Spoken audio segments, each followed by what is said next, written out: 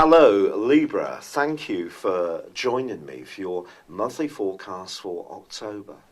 The major event of this month is probably going to be flagged up by most people as Jupiter moving out of your zodiac sign on the 11th and into the sign of Scorpio, where he will be for the next year. And there's no doubt that this is a truly sensational moment. But perhaps another very important moment this month is going to be on the 14th, when Venus, your ruler, returns to your zodiac sign. When Venus moves into this area, it's going to give you a huge boost of self-confidence. Earlier in the month, it's combining with Mars, the planet of drive, and the two are going to be in the very sensitive 12th house together for the first 12 days. Now, Mars moving through this area can really drag up a lot of unresolved issues, particularly around our emotional life, perhaps old angers or hurts. I think for you, it just depends on your unique situation. For example, if you're in a relationship which you're not entirely happy with, this can make you much more reflective, and perhaps you're going to be thinking very carefully about what you want from your love life going forwards. But also it's possible that you can be more mindful of someone from your past. An old flame may come up in your thoughts, you may search for them on social media, you may even actually get in touch or hear from them.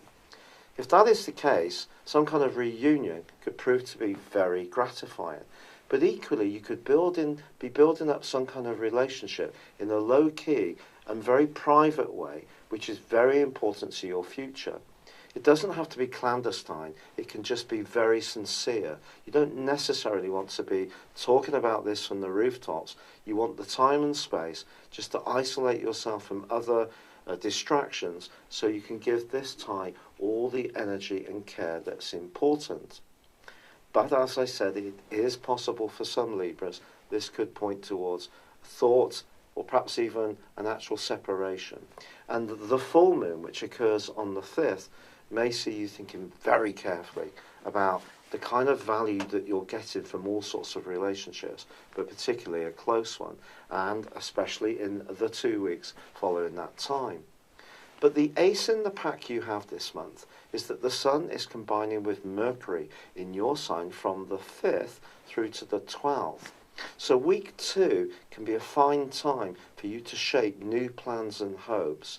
But I just feel there is this sense that one foot can be slightly in the past, or you can feel a bit more diffident, even if there's another part of you that is becoming more active in developing your plan of attack going forwards.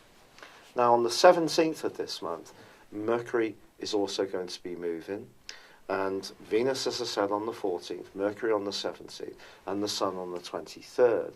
But the key date, I think, is Jupiter on the 11th.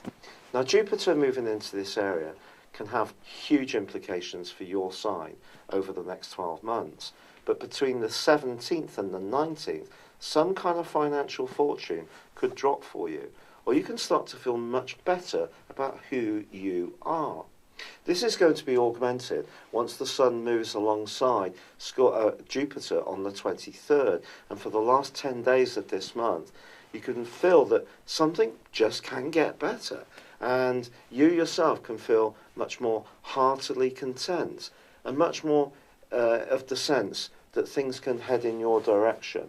The harder you can work to make this feel-good factor work for you in a practical, tangible way, the better you will do. So do be as proactive as possible.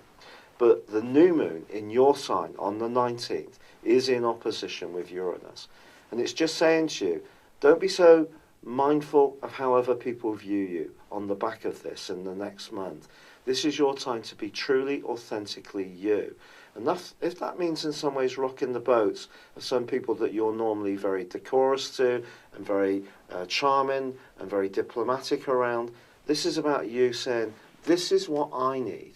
And I think what that combination between Venus and Mars can do early in the month is give you lots of food for thought.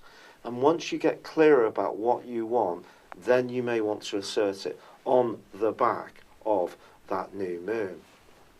But the combination between Jupiter and Mercury and also the Sun in the sign of Scorpio can certainly be a very helpful asset in terms of boosting your sense of self, your confidence, your self-esteem. And also, it can be a time when, in a more practical way, you are thinking more entrepreneurially and more creatively about growth, building up things, making things stronger and better in terms of the foundations of your world. But you do need to look for physical evidence. That is very important. So, this is an exciting month, and once Venus joins you on the 14th, I do feel there's going to be a sense that you're more alluring to other people, and there could be a very much more sensual dimension to your situation in the last phase of this month, which if you're single can be very exciting, and don't be surprised if more than one person is really smitten with you. It's been a real pleasure being with you. Thank you for joining me. Good luck, and goodbye for now. Hello, thank you so much for watching my video. I'd love you to join me at my Horoscope Ace app. You can find this at www.horoscope-ace.com. You can use it through Android, iOS, Apple, or Facebook. Check out your ascendant or your moon sign, or download your free birth chart. There's all your favourite videos, plus there are daily, weekly, monthly and yearly horoscopes for general, love, Chinese and Indian astrology. If your passion is tarot, there's my brilliant 3-card money or love tarot readings too. And it's all there at www.horoscope-ace.com. Thank you.